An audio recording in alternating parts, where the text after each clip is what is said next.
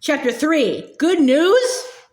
I like it better with everyone living here. It's cozy, Anna said. She was setting out bowls for the potato soup Aunt Inger had made. And it's much warmer with 4 of us in our bed, isn't it, Lizbeth?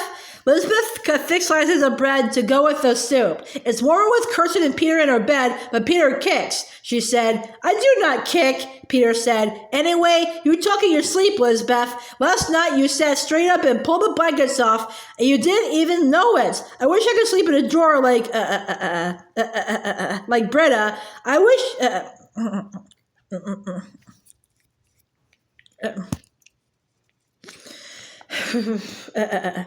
I wish you'd sleep on the floor like Lars, Lisbeth said. Stop it, children, Aunt Inger said. Don't fuss about what can't be helped. Here, come have some soup.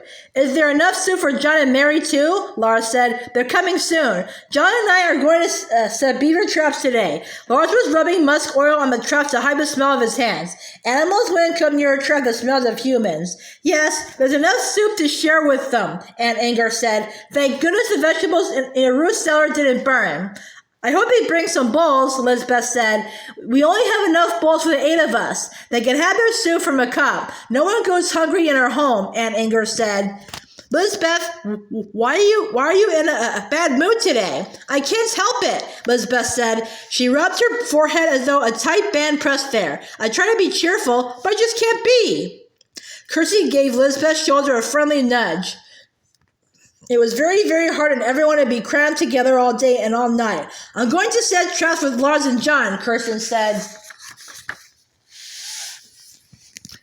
So you'll have extra space at the table to play with your paper dolls. Elizabeth tried to smile. Thank you, Kirsten. With a bang, bang, bang, someone knocked at the cabin door.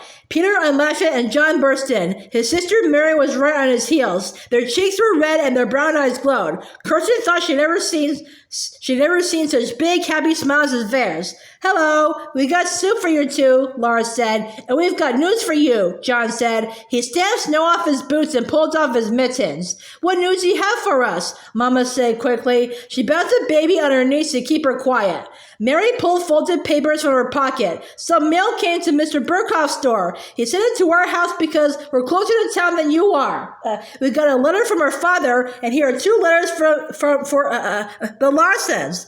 And Inger put the soup ladle right back in the pot and took the letter Mary handed her. Mama gave the baby to Kirsten and took the other letter. Everyone, even John and Mary, crowded around the table to hear the news. And Inger's lips moved as she read the letter from Uncle Olaf. He's well, she said. He's making good money. He misses us, of course. She smiled at Lisbeth and Anna. He says when the thaw comes in April, they'll float the logs downstream to the sawmills. Then he'll be heading home. Mama spread her letter on the table and bent over it. After she read a few lines to herself, she started reading out loud. The logging is going well. I hope to make $100 this winter. With that money, and the money from your pelts, we can buy more land to farm. $100? That is good news, Lars cried. But Mama's eyes filled with tears. She covered Papa's letter with her hands. Papa hasn't gotten my letter yet. He doesn't know our cabin burned down. Building another cabin will take every bit of the money he'll earn. There won't be enough for land of her own. Anna's eyes filled with tears too. When anyone cried, she always cried with them. But we'll help you build a cabin. I know you'll help us build, Mama said. She squeezed Anna's hand. But starting over is so hard. When we came to America, we hoped to have a good house like the one we left behind in Sweden. Now we don't even have beds of our own. Aunt Inger tossed her head as though shaking off all their troubles. John, you said your family had good news. Tell us your good news. Yes, tell them, Mary said. She squeezed into the bench beside Kirsten.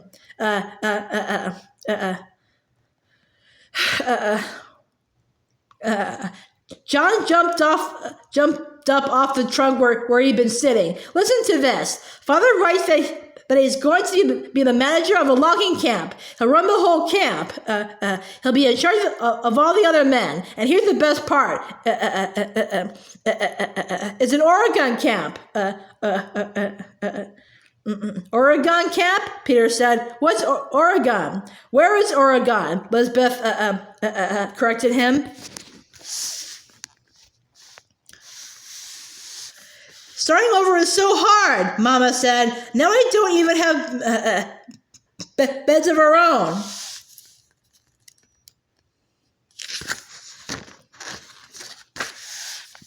Oregon is a place. Oregon's a place far, far west, beyond the prairie and even the mountains. John was so excited that he slapped his leg as he spoke. There are big forests of redwood and spruce to cut in Oregon. It's fine logging country. How will her father travel all that way west to Oregon? Mama asked. In the covered wagon on the Oregon Trail, John said. But it's not just father who's going to Oregon. Our whole family will go west. We'll sell our house, and with the money we'll buy a wagon and oxen and everything we need. In the spring, when father comes home, we'll join a wagon train and head west for Oregon. The Oregon Trail, Lars almost shouted. I'd give anything to be going with you. Kirsten wanted to be happy for John and Mary and their family, but her spirits sank low. Mary was one of her closest friends. John was almost like another brother. When they left for Oregon, she would miss them very, very much. Everything's always changing, Kirsten said. I like things to change, Lars said. I like things to be new. Me too, John said, and everything's new in Oregon. Everyone started talking at the same time. We'll miss you. When will you leave? Are there schools in Oregon? Are there stores? Kirsten thought that everyone was excited and happy except her. She was half happy and half sad. She slipped her arm around Mary's waist. Mary, when you leave for Oregon, we might never see you again, Kirsten said. That was the sad part. We can write letters to each other, Mary said. Anyway, I'll see you again, Lars said confidently. I'll come out to Oregon as soon as I can. We'll meet out there, John said. Maybe we can lead wagon trains together, Lars. Then Aunt Inger clamped the soup ladle against the pot to get attention. The Stewarts moved to Oregon. It's good for them and good for you too, she said to Mama. The Stewarts want to sell their house. Your house is burned and you need a new one. You can buy the Stewarts' house. Then they'll have the money they need to move west and you'll have the home you want. Isn't that wonderful? Mama folded Papa's letter and slipped it into her apron pocket. It would be wonderful to buy the Stewart's house if we had the money for it. How much will your house cost, John? Aunt Inger said. She spread her hands on her hips the way she did when she bargained with Mr. Burkhoff at his store. Father told us to sell the house and furniture for $500, John said. Aunt Inger pursed her lips and frowned. Now she didn't look so happy. $500 for your house and furniture? Your house is 4 rooms and each one has a window. It has a good wooden floor and a shingle roof. $500 is a fair price, all right, but it is a lot of money. Papa wrote he'll only make $100 cutting logs, Mama said softly. But don't forget we're going to sell the pelts from our trap line, Lars said. But maybe we'll have enough money to buy the house. Even if you caught something in every trap every day, we still wouldn't have $500, Mama said. It's better not to hope to buy a house like the Stewarts. It's better to just plan to build another little cabin like the one we had. That's all I can do. She sighed and took the baby back from Kirsten. And Inger sighed too. Come on, children, eat this good soup while it's hot. And you two, thank you for bringing us the letters. Let's hear some more about this place called Oregon.